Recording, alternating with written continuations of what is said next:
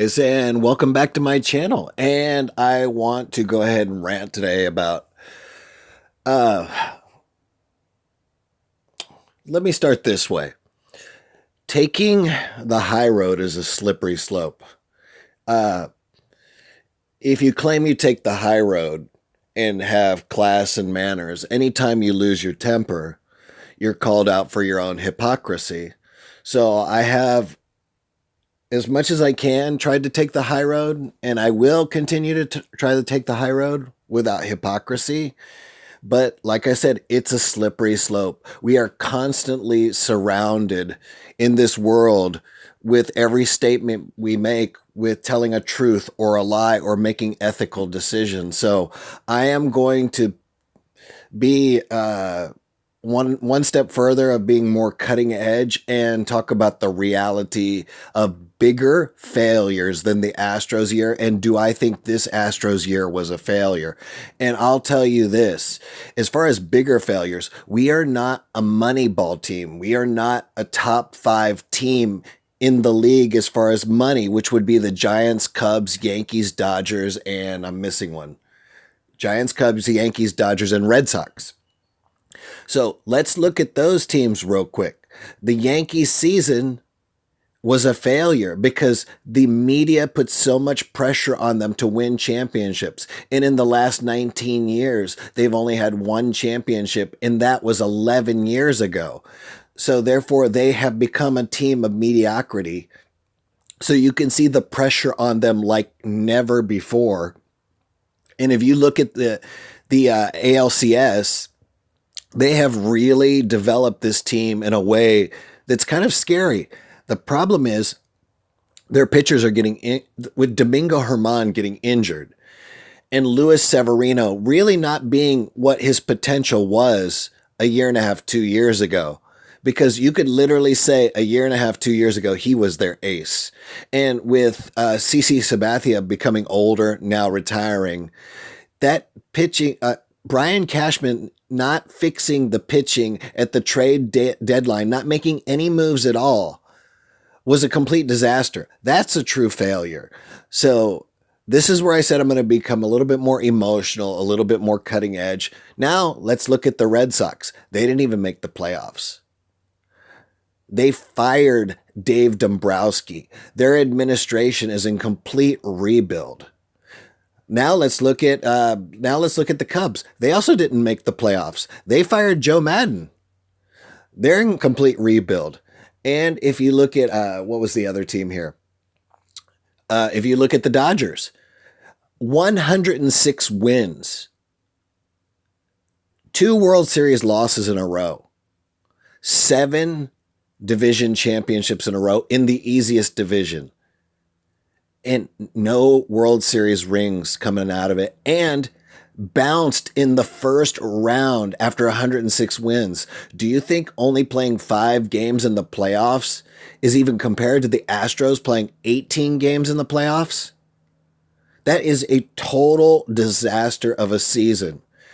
And, you know, if you look at our game 7, and if you think we failed, I would say we didn't, which I'll get into in a minute. So anyway, the 5 big Moneyball teams. The Giants, absolutely horrific. Almost hopeless. And I think they're one of the top 3 teams in the league with payroll. These teams are Moneyball teams. But the biggest choke, the biggest disaster of all time is the Yankees and the Dodgers. And I would say it's the Dodgers because the Dodgers lost 2 World Series in a row, 106 wins, and 7 division titles in a row, and have done absolutely nothing with it. And they said at the end of this year that if they lose again, they're branded failures. I didn't say that. And this is not really the way I like to talk. I'm just kind of regurgitating what I've read when I say that. When you say somebody's branded failures, that's a little bit harsh because this is just sports. This is not life. This is sports. So now, if you want to know who I think the biggest failure is, by far, the biggest choke, it's the Dodgers. The Dodgers. 5 games into the playoffs. I believe they were even up in that series 2-1 and lost the last 2 games. So I don't when you're that far ahead, do you think if the Astros were up ahead 2 games to 1 after the first 3 games, we would have lost the World Series? I don't think so. You don't know, but I don't think so. So I think that kind of is a complete failure. And now let's look at the Astros. The Astros went through the Tampa Bay Rays, had a great game 5.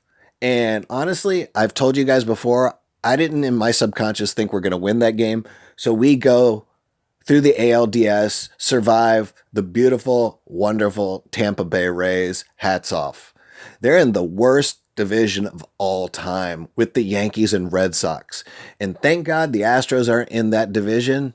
But if we were, I still think we would win. Would it limit in historically, like let's say 10, 20, 30 years down the road, would it limit some of our championships? Possibly, but not right now. In fact, the Yankees can't stand us because we took them out in 15, 17, and 19. Now let's look even more closely at the Astros. We took out in the second round one of the toughest teams in the league, the New York Yankees. Believe me, nobody wanted to play the Yankees, but we took them out with the Altuvian blast, and Altuve showed he's the greatest hitter on the planet. Altuve, 25 hits in the postseason. I actually did not look up before this video because I didn't know I'm going to get into it, his batting average through the postseason, but it was probably like 340, 350. And he had a tie for the most home runs with Juan Soto for 5 home runs in the playoffs, 25 hits. This guy, he had 6 doubles. What more do you want out of one person? He is completely overachieving. Overachieving. This guy is amazing. He's so humble. And when he speaks, he said he likes his height. He said that he likes being able to play baseball at his height. And he's very proud of himself, and he's more grateful, not proud, but more grateful.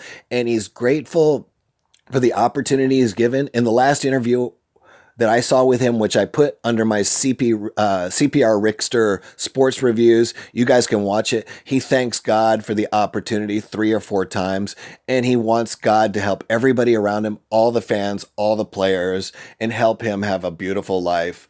And this guy is so humble. And now let's talk about the World Series. The World Series, man, the Nationals played great. They're the best team in baseball this year. They came hottest. They came into the World Series winning 6 in a row. Winning 6 in a row. They were down 2-1 in the ALDS. They won 6 in a row. They took 2 in a row from the Dodgers. They took 4 in a row from the Cardinals, and they took 2 in a row from us. They were hot. And all of a sudden they cooled off. And who was it that cooled them off but the Astros? And they just, man, they put, I didn't think they had enough pieces to get it done. I thought the pieces that they had, with Rendon, Scherzer, all that we know with Scherzer, Strasburg, Rendon, and Soto. I thought these guys are some of the most electric players in baseball. It's just, what about the surrounding players? And the way the X factor ended up being Howie Kendrick. Howie Kendrick, if you look at the Dodgers loss, there's no loss that compares to the Dodgers loss. In 2 swings of the bat, they hit 2 home runs and tied it up in the 8th inning. That's insane. In 2 pitches, in 2 swings of the bat. And then Howie Kendrick shocks the world and hits a grand slam that takes all the life out of the Dodgers. And not to sugarcoat it anymore. And that's where I said I usually take the high road, but I'm not going to sugarcoat it this time. That is the biggest failure of this year.